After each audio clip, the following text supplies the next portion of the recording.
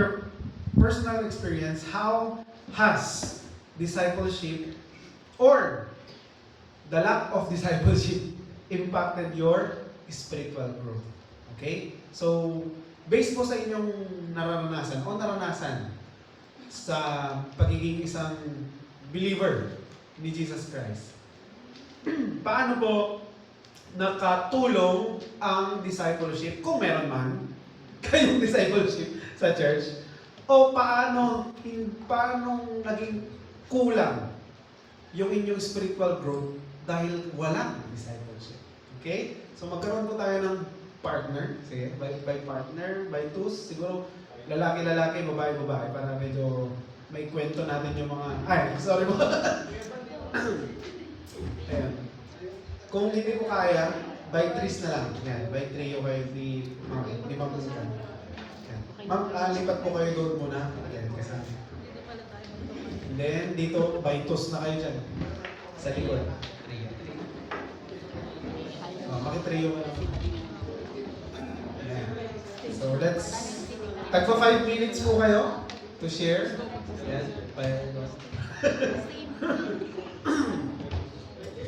Paano po, ano po sa tingin ninyo ang maitutulong o naitulong ng discipleship o kaya ng walang discipleship, no? Paano kaya yung spiritual growth ng walang discipleship? Base sa biblical foundation natin kanina. Kung hindi nangyayari ang discipleship sa inyo, ano kaya ang magiging impact nito sa spiritual growth ninyo? Okay? Or kung may discipleship kayo ngayon, ano yung nagiging resulta? So it's either meron o wala. Yun po. Ang inyong pag-uusapan niyo. Personal experience po. Okay? So 5 minutes po and then 5 minutes sa isa.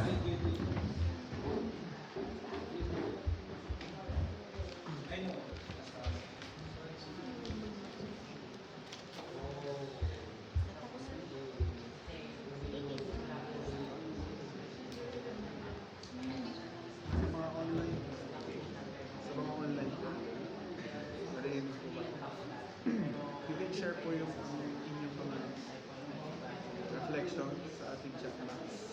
Kung paano po natutunan sa Messenger. Yes po, Ma'am Tere. Sa Messenger po, pwede po may chat inyong sa ating next activity po, you can share po ano yung inyong mga reflection or sa mga personal experiences po ninyo when it comes to discipleship.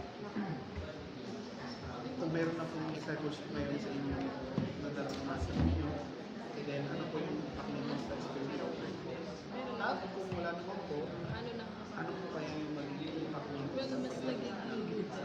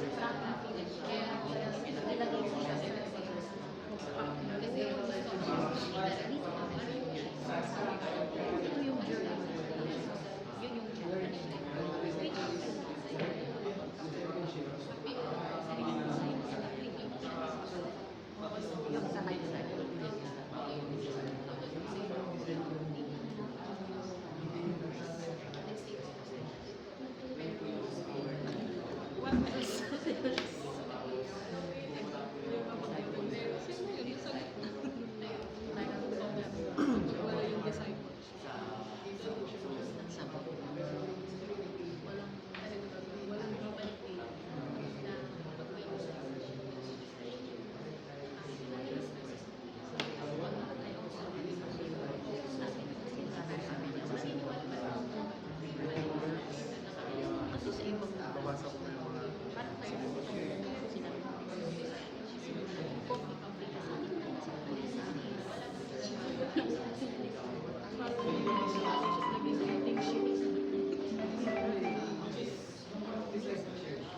Okay. I-wrap nyo na po. I-wrap na po ninyo yung usapan ninyo. You can pray for each other po. Tinang pagtatapos sa inyong mga napag-usapan. Sige po. You can pray for each other po. Bilang pagwakas sa inyong mga napag-usapan. More focus on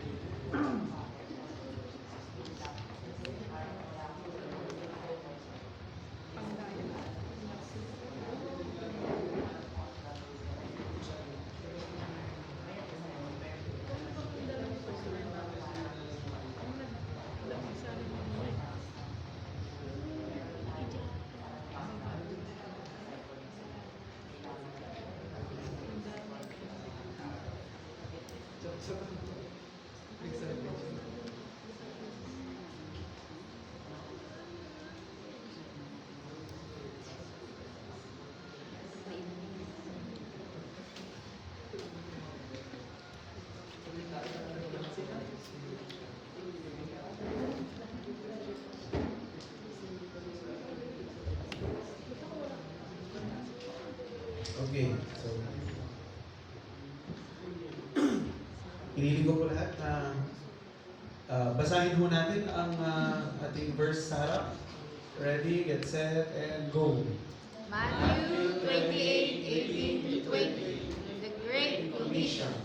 Then Jesus came to them and said, All authority in heaven and on earth has been given to me. Therefore, go and make disciples of all nations, baptizing them in the name of the Father, and of the Son, and of the Holy Spirit, and teaching them to obey everything I have commanded you. And surely I am with you always to the very end of the age. John 15:8. This is to my Father's glory, that you bear much fruit, showing yourselves to be my disciples. Discipleship is not just a suggestion. It is not just a subject or a course or training. It's a command from Jesus Christ. The Great Commission is clear mandate for every believer to go and make disciples. Discipleship is how the gospel spreads and how the church grows. It's how we fulfill our mission on earth, bearing fruit that will glorify God. So John 15:8, Jesus links discipleship directly to glorifying God. True disciples bear fruit, and this fruit is evidence of our relationship with God. Discipleship is the process through which we grow in Christ's likeness and help others do the same. Okay? So, obedience to Jesus' command. We disciple because it is an obedience to Jesus' command. We disciple because it's spiritual growth. No? Tayo po ay nagpapadisciple sa ating Panginoong Hesus. Kailangan din natin mag-disciple para mag-grow ang ating mga kapatid sa pananampalataya. Because, ito po, multiplication. Discipleship ensures that the gospel is passed on to others. Ano po? Fulfilling the mission of the church and leading to the growth of God's kingdom. And also, discipleship has a big impact, no? Lasting impact. Hindi lang po sa individual, but on families, communities, and generations. Kung gusto po natin magkaroon ng impact sa mga susunod na generation ng ating pamilya or even sa community natin, discipleship. Yan po ay kailangan natin gawin. Okay? So, to wrap up, the why. Number 1, obedience to Christ's command, spiritual transformation, kingdom expansion, community building, and glorifying God. Yan po. Okay, so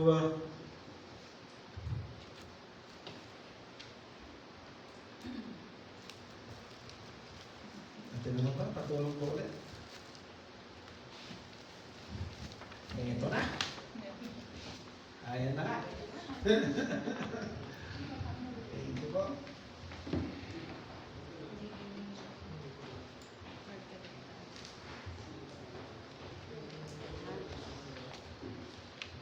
Yan na po yung half ng ating subject. Mabilis po, no? Wow! Ayan. Alam ko po, alam nyo na yan, pero ayusin natin. Ayusin lang natin saglit ang ating mga natutunan.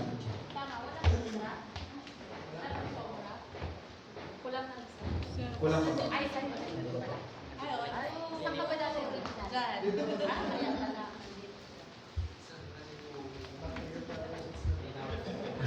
Meron pa dito? Okay na po. Okay na po. Okay po. So, with all of that, biblical concepts or biblical foundation, tingnan po natin ng mas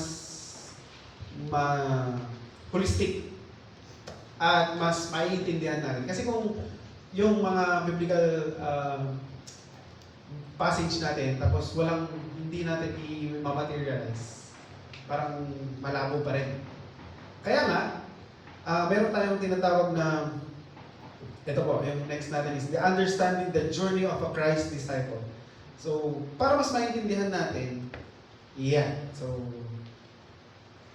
ito pong kopya ninyo na ito is sarili po ninyo. And ito pong handout na ito ay nagpapakita ng isang, ano po kaya to? Ito po ay isang journey ba? Ayan. Pwede rin, journey. Ayan, journey. Map. Pwede rin po, map. No? Mapa. Ayan. Ang ganda nga eh. Ang cute. Okay. Okay, so pwede po ninyo sulatan. Yan, ang inyong pangalan. Dito sa naka-underline. Halimbawa po, Ian's Journey. Lagyan nyo naman parang sari-sari store. Ian's sari-sari store. Ayan.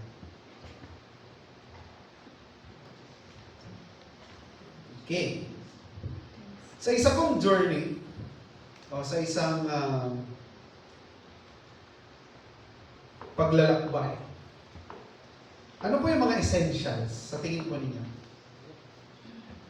Anyone from the class? From the class? Okay.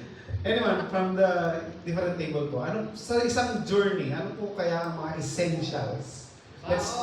Baon, yes! Of course, baon. Anong klaseng baon? Pagkain. Kape. Ano na? Pagkain, okay. Essential po yan. Ano pa po? Ayun, siyempre, manalangin ka muna bago ka umalis. Diba? Kailangan yan sa journey. Essential yan. Ano pa po? Itinerary. Po? Yung pupuntahan, of course. Dapat mahalaga na alam mo yung pupuntahan mo. Hindi yung bala na. Di ba? Mahalaga na alam mo kung saan ka pupunta. Alam mo yung pupuntahan mo. Okay po? And alam mo din kung saan ka magsisimula. Amen po? Tama po yun? Sa journey, kailangan alam mo kung saan ka magsisimula o ano yung sinisimulan mo para alam mo kung saan yung pupuntahan mo. Para alam mo din yung magiging ruta mo. Ayan. So, and of course, sino po dito ang pag nagsumasakay ng aeroplano, nagjo-journey, di ba kailangan natin ng mga ID? Ayan. Kasi kapag may ticket ka, kailangan mong patunayan passport. Ayan. Hindi ka kasi papapasukin doon sa aeroplano kung wala kang identification. Tama po? Yeah, face mask. Face mask, pwede din. Okay po. At kung hindi mo kabisado yung isang lugar, usually gumagamit po tayo ng Google Maps. Okay? Google Maps. At kailangan nating sundan yung Google Maps para makarating po tayo dun sa paroroonan po natin. At minsan, kailangan din natin ng kasama. Yes, pilot. Mga kasama. Okay? Kapag nagta-travel, mas maganda yung may kasama. May companion. Yeah. Okay. Okay, so, tools we need sa ating journey. ID. Yan. Kukunin natin yan. The map. Yan. Compass. Yan. Magsasabi kung pa-north ka na o pa-south. Kasi pag di mo alam yung north, south, medyo mawawala ka sa mapa mo. Okay? And then, companions. Okay? So, ID. When we say ID, ano po ito? Identification, of course. Dapat, mayroon kang nagpapatunay na ikaw ay ikaw. No? At ikaw ay may passport na traveler ka. Ito yung katunayan. Okay? So, sa ating pong spiritual journey, kailangan alam mo kung sino ka. Kailangan alam mo, you need to identify who you are before you travel to your spiritual journey. Okay? Sa ating disciple making. Okay, balikan po natin. Diagram of a disciple. Medyo na-improve lang po konti yung drawing. Okay. Naging color. Okay, so, naging colored na, hindi na siya payatot. Okay po. So, makikita po natin, medyo pogi yung pasyagi yung buhok niya. Okay. Dito po sa ulo niya, makikita po natin yung nandito sa head is follow me. Ibig pong sabihin doon, may clear decision. Ayan, may clear decision yung isang disciple, no po, na siya po ay follower ni Jesus Christ, no? Wala. Sorry po. Oh, yan. Wala ulit. Okay. So, kung babasahin po natin yung Matthew chapter 4 verse 19, ito po yung tinawag po ni Jesus Christ, yung mga first disciples niya, sila Peter and Andrew. Ayan. At nung tinawag niya po sila, sabi niya, come and follow me. Dahil nga po sila ay mga fisherman, I will make you fishers of men. Hindi lang kayo magiging fisherman, pero magiging fishers of men. Kayo. Okay? So, the moment na tinawag po sila ni Jesus Christ, before that, ano pong nangyari kay Peter? Sa tingin po ninyo, bago po siya tawagin ni Jesus Christ. Kung babasahin niyo po yung Matthew 14.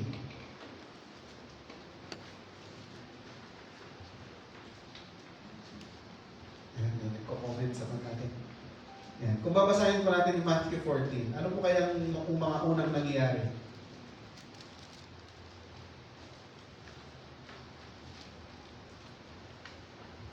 Before the Matthew 14. Para mas maintindihan po natin yung diagram natin.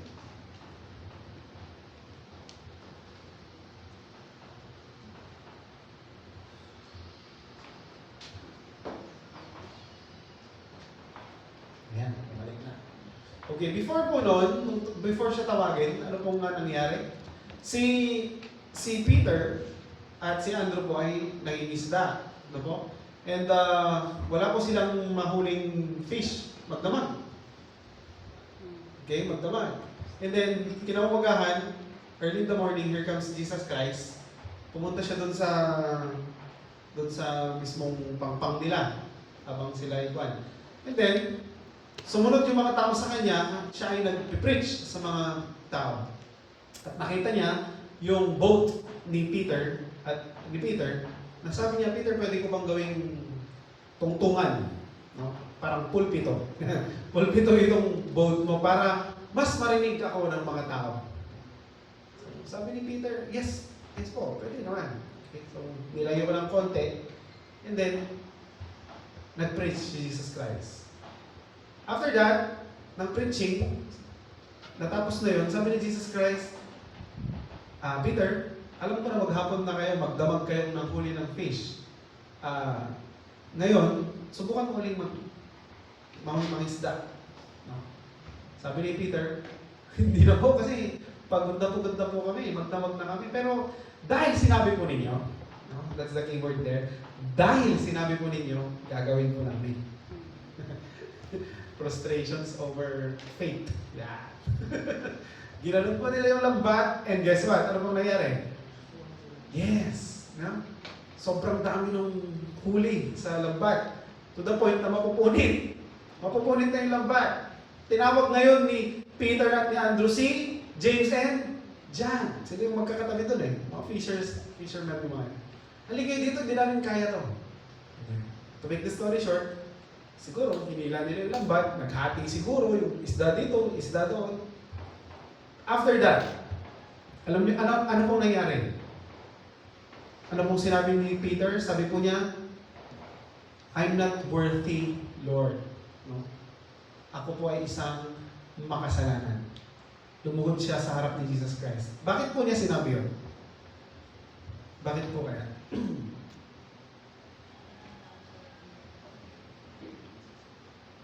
Okay, tignan po natin yung context. The context is, ordinary fisherman lang naman sila, Peter. No? Ordinaryo lang naman. Pero, nakita ni Jesus, ibig sabihin, nagkaroon siya ng parang, bakit ako yung tinawag pa ni Jesus Christ? Bakit kami pa yung pinili niya doon? At bakit kami pa yung nagawan ng miracle? Fisherman lang kami. They're just ordinary fishermen na may mga struggle din siguro sa buhay. And take note, si Andrew ay disciple ni John the Baptist. So, kung titignan natin yung background. So, nakita ni Peter yung holiness, yung kabanalan ng Diyos. Yung kapangyarihan ng Diyos sa ating Panginoon Jesucristo. That's why, nung sinabi niya, I'm not worthy, Jesus Christ. Pero here comes the invitation. Come and follow me. Yun na yung pinaka-repentance. The moment na nag-decide si Peter at yung mga kasama niya na sumunod kay Jesus Christ, nagbago ang lahat sa kanila. From fisherman to fishers of men. Makita mo natin yun. So, when Peter decided yung kanyang pagsunod kay Jesus Christ, naging clear yung identity niya to be a follower of Jesus Christ. Before tayo pumunta sa journey natin, the discipleship, dapat clear sa atin kung sino tayo. Na hindi na tayo yung dating tayo. Ano po? Tayo po ay may klarong pananaw na tayo ay na kay Kristo na. Okay po? That's why, sa head, clear decision. Hindi pwedeng blur the decision. Si Peter, klaro sa kanya. And at that moment, iniwan niya yung boat niya na puno ng fish. Take note of that. Nakakahuli lang din ng fish na madami. Pero iniwan. Why? Kasi klaro sa kanya kung sino yung susundan niya. Okay po? Ito po yung namimiss ng madami. Bakit tayo minsan yung nafa-fly away? na medyo na lumalayo. Kasi hindi clear sa atin yung identity natin na kay Kristo. Kung klaro ito sa atin, kahit anong mangyari, talagang susunod at susunod tayo sa ating Panginoon. Okay? So yun po. Clear decision, identity in Jesus. Okay po? That's the head. Ito po yung identity ng isang disciple of Jesus Christ. May clear decision. Next one po. Dito po sa right hand. Ano pong nakalagay dyan? Who am I helping?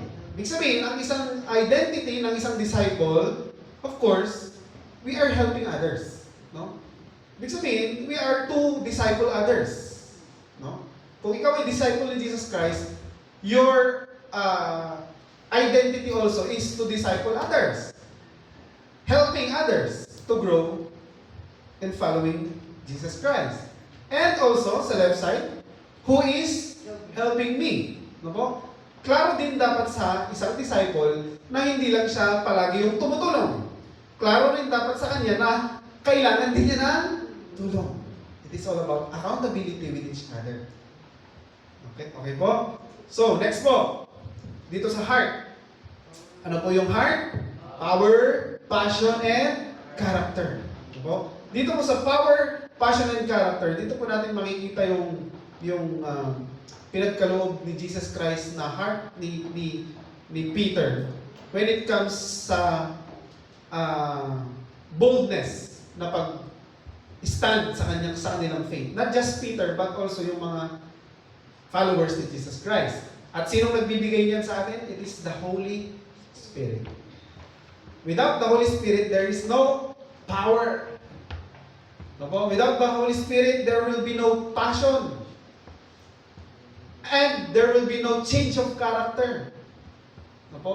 Hindi nila makikita yung character ni Jesus sa atin without the help of the Holy Spirit. And of course, the last one sa ating mga paa, forward momentum.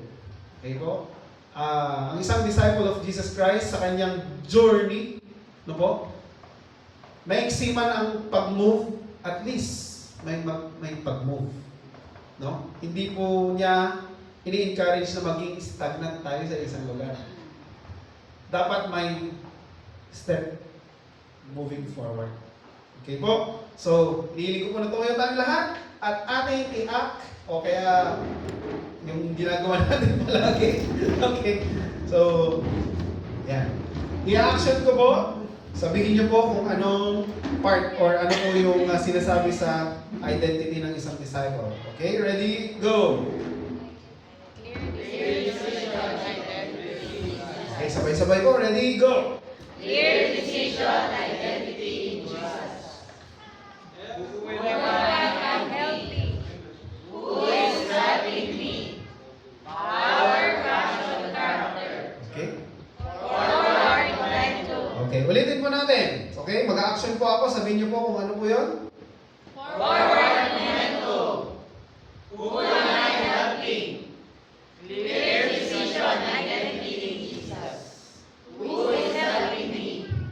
Power, passion, character. Okay. Ngayon naman po, sasabihin ko kung ano po yung identity na yon at kayo po ang magtuturo ng part na yon. Okay? Forward momentum. Siyempre, nakikita nyo. Okay? Who is helping me? Sabi po dyan, kung ano yung dominant hand ninyo, o kaya yung mas ginagamit ninyo, yun yung who am I helping? Kasi ito yung, kung right-handed ako, yun yung who am I helping? Kasi yun dominant hand ko. Okay? Sige, who am I helping? Pwedeng left yan. Kasi, who is helping me? Yan, the weak hand. Okay? Power, passion, and character.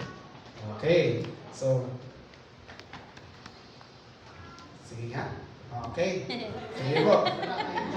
Pabilisan po. Who am I helping? Power, passion, and character. Okay. Clear decision. Identity in Jesus.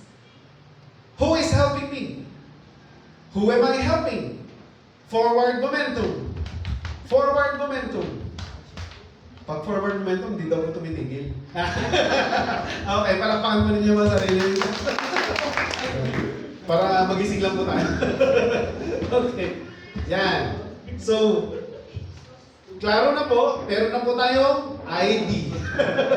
Meron na po tayong identification, no? Malinaw na po sa atin kung sino tayo. Okay? So next, tingnan po natin ito. Sa ating journey, dapat yung ating map ay mapagkakatiwalaan. Sino na pong nasubukan dito ang mag-Google, mag-Waze? Tapos pumunta kayo ng Manila. Ano? Alam niyo ba, naranasan ko yan? Dinaan po ako sa kwan, may mga sampayan na. So wait, di ba? Ala, diretso naman ako ah. May sampayan naman na. Tapos yung dulo, kanal na. Okay. Mula noon, hindi ko na ginamit yung Google Maps. Google Maps na lang ako. Okay. So, sa maps natin, sa mapa, it should be accurate, trustworthy, and dependable. Bakit? Kasi kapag accurate po yan, ibig sabihin, makakarating ka sa paruroonan mo ng nasa tamang oras, no? Nasa tamang daan, tamang lugar. Without the accuracy of the map, hindi mo magagawa yan. Of course, trustworthy and dependable. Sa ating spiritual journey as a disciple of Jesus, the Bible is our map. Okay po? Ang salita po ng Diyos, the Bible, is our map. And the compass. Sa maps po, merong tinatawag doon na compass. Kung titignan po ninyo, merong north, south, east, west. Yan. Sinasabi niya doon kung malayo ka na. Kailangan mo nang bumalik. Yan. So, if the Bible is our map, the compass is the model of Jesus Christ in disciple making. Kasi ang lawak po kasi ng Bible eh. No? Kung babasahin mo lahat ang Bible, hindi mo lahat makikita dito yung disciple making. May specific areas lang na talagang makikita natin yung model ni Jesus Christ. And even yung mga ibang apostles, may disciple making po sila in the disciples. So, our compass is Jesus' model of disciple making and biblical definitions of disciple, which is nakita na po natin kanina.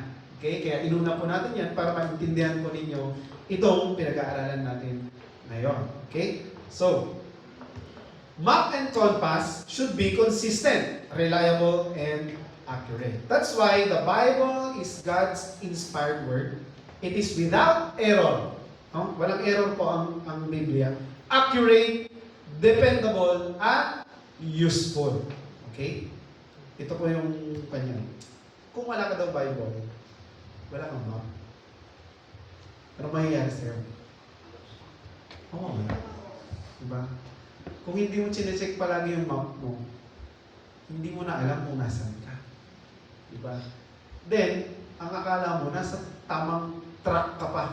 Pero, wala ka na pala. Okay po? Bible is a tool that a disciple of Jesus must have para tayo po ay mag-move forward with momentum. Ayan po. So, Bible is a must. No? Parang attendance is a must. Must have. Yan. Dapat meron po tayong Bible. Must read. Yan. Kahit may Bible ko, hindi mo naman binabasa, di ba? After we read, we must study. Yan. Aralin po natin. Hindi lang po yun. We must apply. And then, must share. Okay po? So, with this Bible, nag-come up po tayo sa mga ating biblical foundations kanina. That's why we need to understand the markers of our journey.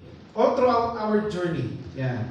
So, ito pong journey na ito, spiritual journey, atin pong aaralin sa pamamagitan ng Biblia o salita ng Diyos ang mga markers ng ating journey. Okay, so the time is 11:04. So patatapos po tayo mga 11:30 siguro. I-kwan niyo po ako. Senyasan niyo po ako pag 11:30 na. Okay. Start of the journey. Saan nga ba nagsisimula ang journey ng isang disciple of Jesus Christ? Okay.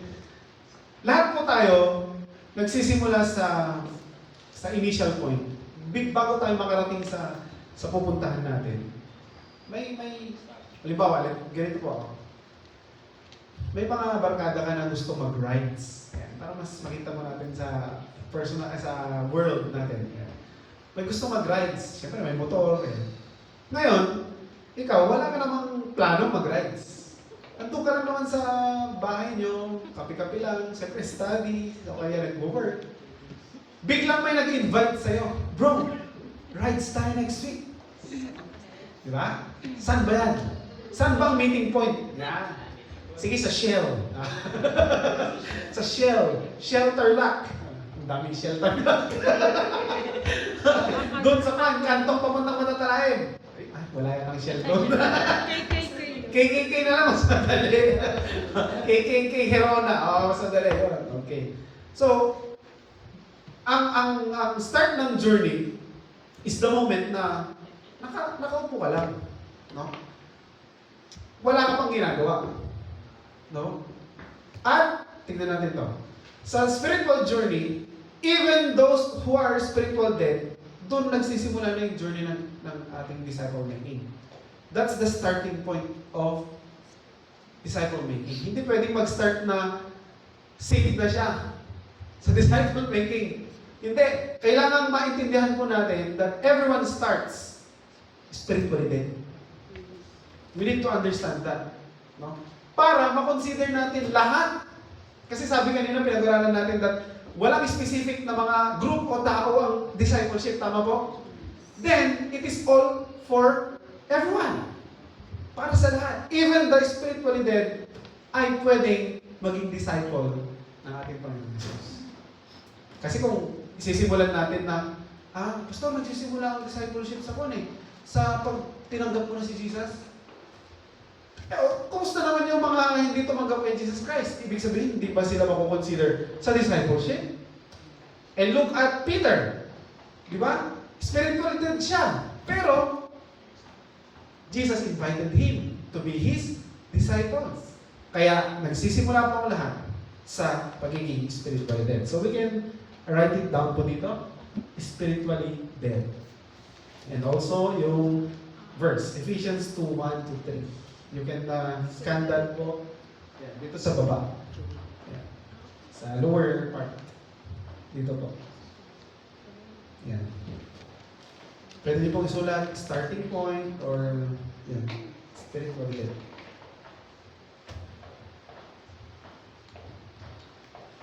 And of course, kung alam mo kung saan ka nagsimula, alam mo din dapat kung saan ka matatapos.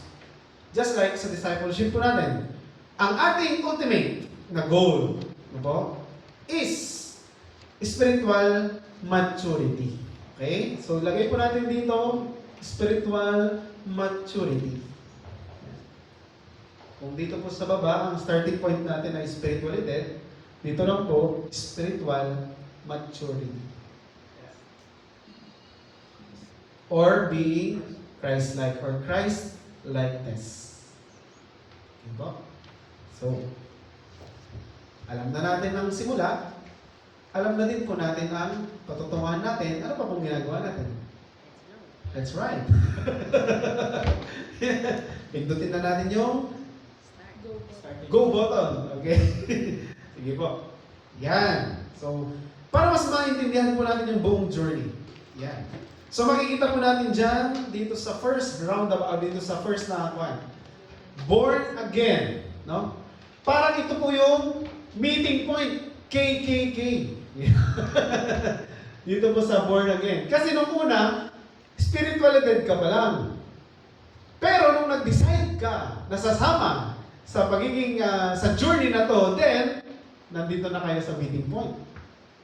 Born again. Okay? Being born again. Being born again po ay consisting of, pasimplihan po natin, ABC. Lagi po natin sinasabi yan. No? Tingnan po natin. nasama. Pero sabihin ko na lang po. A is admitting that you are a sinner. No? A, admitting you are a sinner. Dapat klaro na ikaw ay makasalanan and wala kang pag-asa, no, sa spiritual life mo. B, believing in Jesus Christ, na siya ang naging pag-asa mo. Siya ang umako sa mga kasalanan mo. And after 3 days, nung na siya ay namatay sa cross, siya ay muling nabuhay. Diba? That's B, believing in the Lord Jesus Christ. C, committing, no, the Lordship. Commit to the Lordship of our Lord Jesus Christ. When we say commit, talagang siya yung magiging driver. No? Driver ng ating buhay. Okay? So, meron po tayo dito mas malinaw. Ewan ko kung mas malinaw ito. Ayan. Mas malabo. Okay. So, makikita niyo po yan sa John 3, 1-3. Pwede niyo pong isulat yung verse sa born again. Okay? So, before tayo ma-born again, meron tayong old lifestyle. Ibig sabihin yung worldly na buhay natin. But because we are born again, we are a new creation na. Yun po. Okay? Ayan. So, napunta na kayo sa meeting point. Sa KKK, no? Lahat kayo nandun na. Sabay-sabay na kayo dyan. And then, continuing the journey, nagsisimula na yung ating journey. After being born again, just like mga babies, kapag sila ay naipanganak, ano yung susunod na stage after sila may panganak? Infant. Yan. Magiging ka na yan, mag-grow. Yan. Dati, ginaganon mo lang, pero nung infant na sila, tinuturuan mo na silang maglakad. Diba? O kaya, kumain. Yan. Step by step, yung mga maliliit na bagay. So, pwede niyong mabasa yan sa 1 Peter chapter 2, 2-3.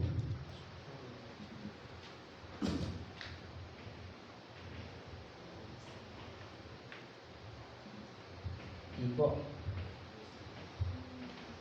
Spiritual infant. After being born again, lalago tayo sa ating spiritual life, magiging spiritual infant. And after spiritual infant, yan, mag-grade ko na yan, mag-grade 1, grade 2, grade 3, grade 4, si Top Top, grade 4 na po eh, na ang bilis. So, pupunta na po sa level ng spiritual child. Yan, magiging, alam na po niya yung mga basic. Alam na niya mag-toothbrush ng sarili niya. Alam niya magpalit na. Okay, yung mga basic na man. So, pwede niyo pong basahin in Ephesians 4:14 para sa reference po dyan sa pagiging spiritual child. Okay? Dahil child, yan, ano pong mostly na na-observe natin sa mga child, mga bata? Makukulit, malilikot, di ba? Sinabi mo na nga minsan, uulitin pa. Same as sa mga spiritual child, sa spiritual life. May level talaga na kapag new believer, darating sa point na talagang kahit ilang beses nating i-remind yung mga new believers, talagang may part pa rin talaga na parang spiritual child sila. Diba? Or even siguro tayo din. Baka nandyan pa tayo, hindi natin alam. We will never know. And before going to the spiritual youth, meron tayong tinatawag na roundabouts. Ibig sabihin yung mga rotonda. No? Minsan yan yung mga nagpapatagal sa journey. Diba? Umiikot-ikot lang tayo dyan. O kaya may mga kanto dyan eh. Yan yung mga pride, idols. No? Being a spiritual child, yan yung mga nararanasan natin. Yung mga pride. Ayaw natin magpaturo. Yung anak ko nga, si Harmony, sabi, ako na papa, alam ko na yan. Si Top Top din. Alam ko na yan. And then, after spiritual child, yan. Nakikita po ninyo, pakipot ng pakipot yung daan. Dati luluwag eh. Pero ngayon, ngayon, yan, tingnan mo rin yung part na to. Ay, hindi, wala pala. Okay. Yung part po ng spiritual youth. Being a youth, no, sa talagang pagiging kabataan, maraming mga pandyan, attacks ng kaaway. Kasi kapag, yan ang pinaka-crucial na talaga ng pagiging kabataan. Ang pagiging kabataan. Pwede niyo pong basahin ang 1 John 2:14. Yan. Para mas maintindihan po ninyo kung ano yung mga levels ng spiritual youth or ano yung mga description ng spiritual youth. And sometimes, nagiging makipot talaga yung daanan natin when we travel sa part na yan. It consists of ang alam natin parang okay na tayo, kaya na natin mag-isa. Di ba mga kabataan mo ngayon? Hindi, kaya ko na yan.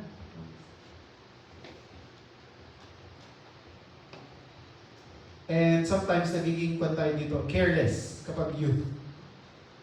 To the point na nagkakaroon tayo ng mga sugat, mga kabataan. Spiritual attacks, anxiety, which will pwede mag-lead sa atin na parang maging stagnant ulit. Just like yung daan, nagiging makipot. Kasi parang yung mga kabataan talaga ngayon.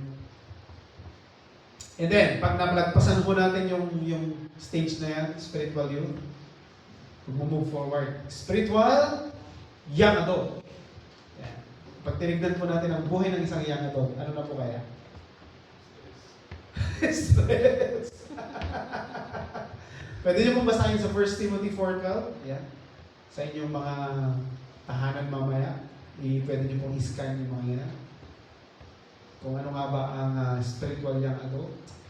Kung titignan po natin, mas focus ang mga young adult nowadays sa trabaho. Ayan. Focus sila sa adulting stage. Ha? Dreams. Oh, yung mga goals nila. Oh, yan. Yun. Ano pa? Parang mas into one sila ngayon. Responsibilities mo. Yes. Responsibilities. Yun. Kapag nandito ka na sa stage na to, parang mas talagang ini-embrace mo ang responsibilities. Ganon din sa spiritual young adult. Yan. Hindi porket youth ka nasa stage ka ng spiritual youth, hindi po. No? Pwedeng mas mature ka, parang ganyan. Pinag-uusapan po natin dito is yung levels of spiritual life. Yung journey po natin. After, sa young adult, yan. Ang nangyayari po sa spiritual young adult, naging komportable na tayo doon. No? Yung mga ibang young adult nga, ayaw na mag-asawa eh.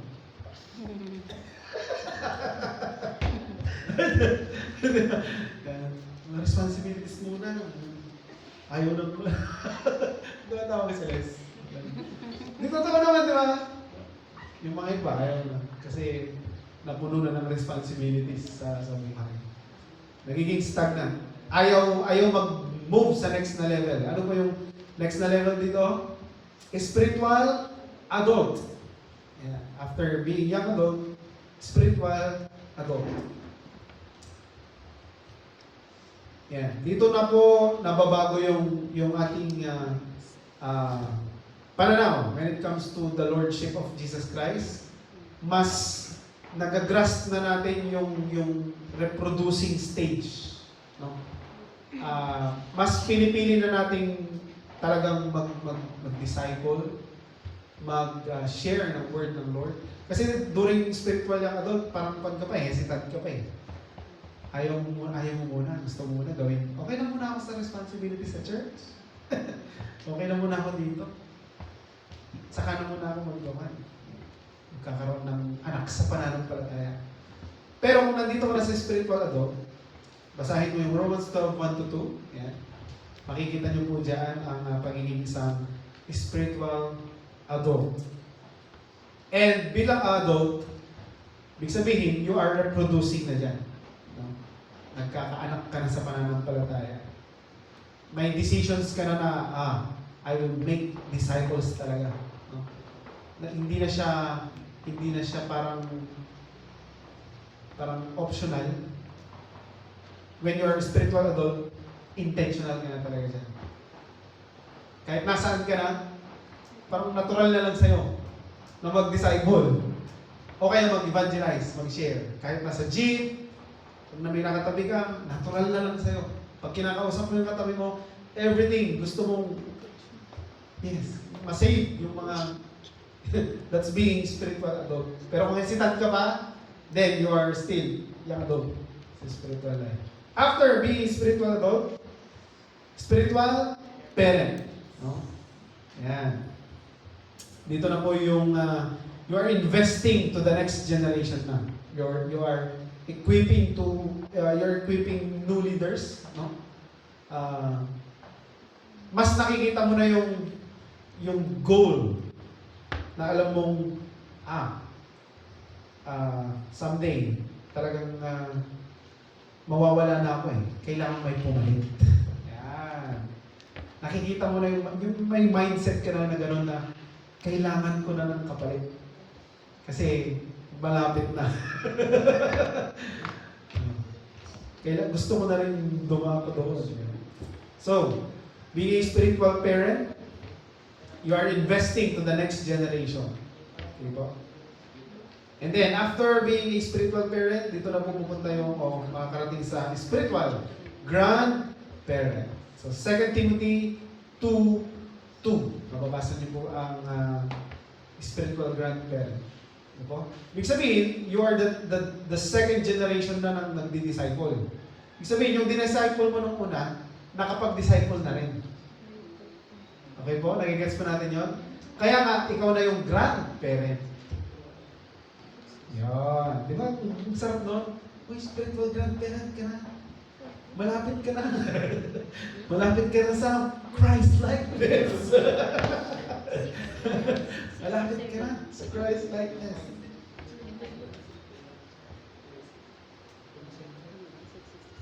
Okay. Sige, balikan po natin. Para mas madali po natin masundan. So first, spiritually dead. Yung basic belief in God. Alam mo may Diyos. Alam mo yung word na Christian. Alam mo, kilala mo si Jesus. But you're not sure about Christ at yung role niya sa iyong buhay. So, kaya spiritually dead ka pa. Hindi mo pa talaga lubusang tinatanggap. No? You have no personal relationship with Christ. Pwedeng you're just going to church para just show up. No? Or even online siguro. Pero talagang walang relationship with Christ. After that, naging believer ka na. No? Nasa born again stage na. It is gaining initial understanding of Christ and the Christian faith and accept Jesus Christ's offer of salvation. There is a repentance na dito. When we say repentance, ano po ito? Change of mind. No? May 180 degrees na pagbabago ang iyong mindset. No? Admitting you're a sinner, believing in Jesus as Christ, committing to the Lordship of Jesus. After being born again, spiritual infant and spiritual child, meron ka ng personal na relationship with Christ. No? You're starting personal devotions. Yan. Meron ka ng mga me time with the Lord. Me time with the Lord. And then you are also dependent. No? Dependent ka pa rin sa iba. Sa mga pastors mo, sa mga nagdi-disciples sa'yo. That's the spiritual infant. Kagaya ng mga infant, may mga nagtuturo sa kanila kung paano lumakad, paano kumain, yan, ganun din po. But still, you are self-centered and self-absorbed. Parang yung mga bata, gusto na mga yan, akin, di ba? Nakikipaglaro pa yan, pag nakikipaglaro, pag may nakitang laruan, akin yan! Okay, self-centeredness. Kaya, ang spiritual infant na kailangan niya, encouragement and assistance. Yan. So, yan po yung mga pwede natin gawin kung may mga nakikitaan po tayo ng spiritual infant. Yan. Yung mga disciple po natin. Or, kung tayo naman ay nandito pa rin sa stage na ito, kailangan magpa-encourage tayo. And tumanggap ng assistance ng mga mas mature na Christian. After that, spiritual youth, dito na po yung stage na mahirap, na transition stage kasi nasa gitna ka between infant to being a young adult, so youth. As transition is made, you will see them more passionate, no? Kahit na nasa transition stage ka, kagaya ng mga youth, masisipag yung mga yan eh. Mas gusto ng mga yan, lagi nasa church, naglilinis ng church. Gusto ba nila yan? Nasa music ministry, ayan, passionate sa lahat. Ganun din po sa spiritual youth. Kung nasa stage ka ng ganyan, you are more passionate sa mga ministry, you are decided that your relationship with Jesus is personal, investing time and energy para i-develop yung relationship mo, personal spiritual practice, nagiging routine lang. Yan. Ayaw mong pumunta sa next level. Parang okay ka muna dyan. So, stagnant ka pa rin dyan. Okay lang sa ministry. Next one. Spiritual young adult or the workers. Yan. Kagaya ng sinabi po natin, depending on Christ every day, responsible sa kanyang spiritual growth, and getting ready to lead the family. Ready ka nang lumabas sa iyong pamilya at hindi tumanggap ng sustento. Dahil gusto mo nang mapag-isa. Di ba? Gusto mo nang magtrabaho para may sariling income. Yeah. Ganon din po sa spiritual young adult. Feeling mo parang gusto mong kumanap ng mga bagong, di ba? Bagong-bago. You want to go outside of your box. Hindi lang sa church. Kasi minsan, nakakuan lang tayo sa mga church natin eh. Pero pag spiritual young adult ka, gusto mong lumabas. Yeah. Okay? And sa public naman, you're taking your faith in public. Ibig sabihin, hindi ka nahihiya. No? Meron kang efforts to evangelize. And you are serving regularly with action and service-oriented. Yeah. Yun po ang spiritual young adult.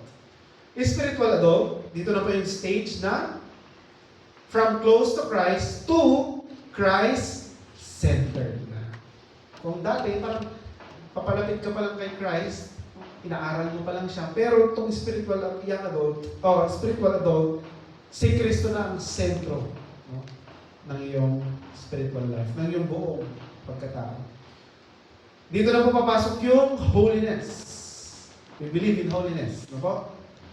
Circumcision of the heart. Ibig sabihin, talagang set apart. No? Inaalis na talaga yung mga unnecessary na gawain na nakadikit pa. Yung root of the sin. Yeah. So, sa spiritual adult, meron po tayong 3 phases ng sanctification or holiness. First one, kailangan po ninyong maalaman ito, the positional sanctification. Ibig sabihin, nilinis tayo ni Jesus Christ at the moment na tinanggap natin siya sa ating mga puso, sa ating mga buhay bilang Diyos at tagapagligtas. That's the first phase of sanctification. Na-sanctify tayo, nalinis tayo ng Lord. But still, bakit nakakagawa pa rin tayo ng kasalanan? That's the second phase, progressive sanctification. Ito po yung process ng daily spiritual renewal. Ano po? By the Holy Spirit sa pamamagitan ng salita ng Diyos. Sa 1 Peter 1:15-16, mababasa niyo po yan. Yung daily sanctification, yung kaya mo nang mapaglabanan yung mga temptation. Di ba? You are not allowing your flesh to decide kung ano yung gagawin mo. Yun na po yung progressive sanctification. Kung nandiyan ka na sa stage na yan, Congratulations. Congratulations po. And the third final sanctification, the third phase is the final sanctification. Ito na po yung sanctification of our whole body.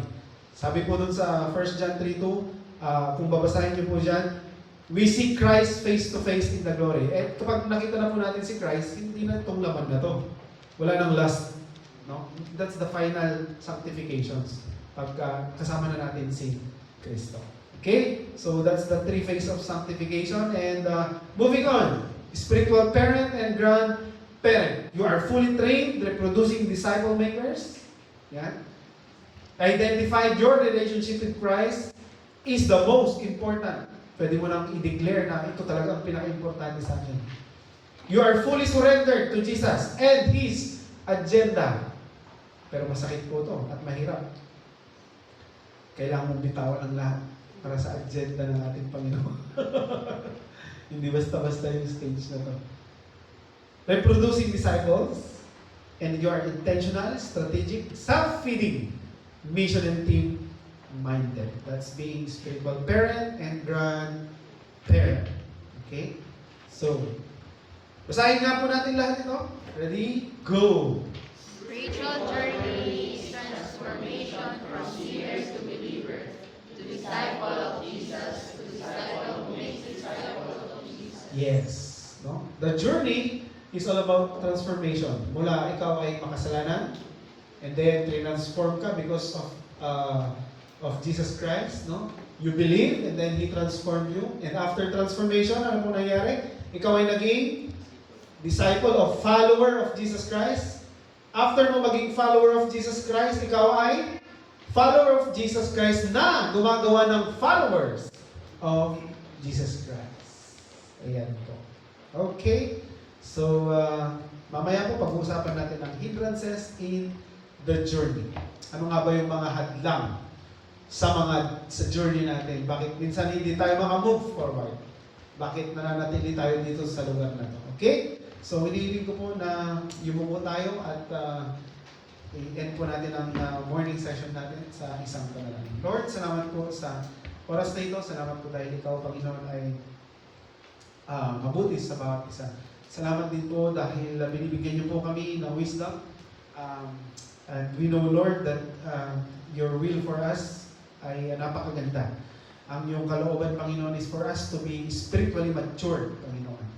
Kaya sa oras na ito, as we study these concepts, the biblical foundation of discipleship, help us, Lord, na hindi lang sana ito napakinggan, hindi lang naisulat, kundi sana, Panginoon, gawin po namin. Maisagawa po namin ito, Panginoon. Dahil yan po ang pinaka-importante sa lahat. Ang maisagawa ang aming mga natutunan. Salamat po at sa aming pagpapatuloy mamaya. We ask your guidance, Panginoon, at ang mga kapatiran din po namin sa online ay kayo po ang mag-bless po sa kanila, Panginoon. Maraming pong salamat. Ito po ang aming dalangin sa Panginoon Jesus. Amen at amen. Okay.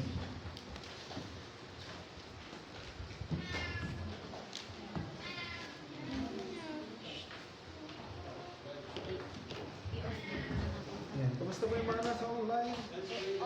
Lunch break po. Anong oras po papasok ulit? Balik po tayo na